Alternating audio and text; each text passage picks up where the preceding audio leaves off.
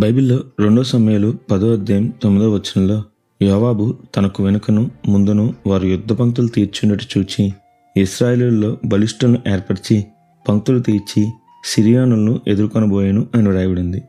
ఈరోజు ప్రతి క్రైస్తవ విశ్వాస జీవితం కూడా ఇలానే ఉంది కదూ. ముందు వెనుక కూడా విరోధి అయిన అపవాది పొంచి ఉన్నాడు. అయినా సరే ఇక్కడ యోవాబును చూడండి, తన శత్రువులను ఎదుర్కోవడానికి వెళ్తున్నాడు. తన బలాన్నంతా కూడగట్టుకుని సర్వాంకవచం తొడుక్కొని ముందుకు వెళ్తున్నాడు. ఈరోజు మన బాధ్యత కూడా ఇదే. మనం కూడా పోరాడాలి. మరి ఈరోజు మీ శత్రువులతో పోరాడి అలసిపోయారా? అయితే వినండి, ఈరోజు దేవుడు మీతోనే మాట్లాడుతున్నాడు. మరి ఈ రోజును దేవుని వాక్యదానంతో ప్రారంభిద్దామా?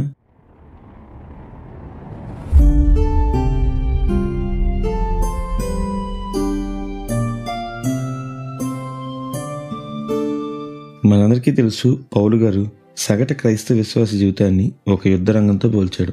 అందుకే ఎఫెసీయులకు రాసిన పత్రిక 6వ అధ్యాయం 12-13 వచనాల్లో చెప్తూ ఇలా అంటున్నారు: మనం పోరాడినది శరీరులతో కాదు కానీ ప్రధానులతోనూ అధికారులతోనూ ప్రస్తుత అంధకార సంబంధులకు లోకనాథులతోనూ ఆకాశ మండలమునున్న దురాత్మ సమూహములతోనూ పోరాడుచున్నాము.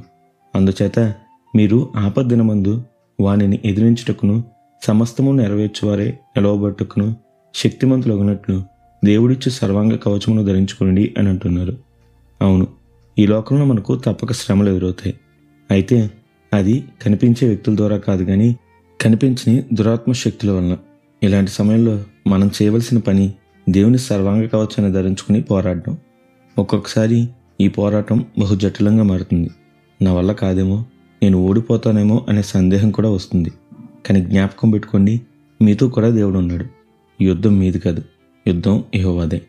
అలాగే జ్ఞాపకం పెట్టుకోండి, మీరు చేసే యుద్ధం ఎంత గొప్పదైతే మీ విశ్వాసం అంత గొప్పదని అర్థం. అవును, ముందు వెనుక శత్రువులు చుట్టూ వచ్చినప్పుడు యోవాబు తన సైన్యంలో బలాఢ్యులను ఎన్నుకున్నాడంట. అలాగే బలమైన యుద్ధం చేయడానికి దేవుడు మిమ్మల్ని ఎన్నుకున్నాడు. కాబట్టి దేవుడు మిమ్మల్ని నమ్మి అప్పగించిన బాధ్యతను నెరవేర్చండి.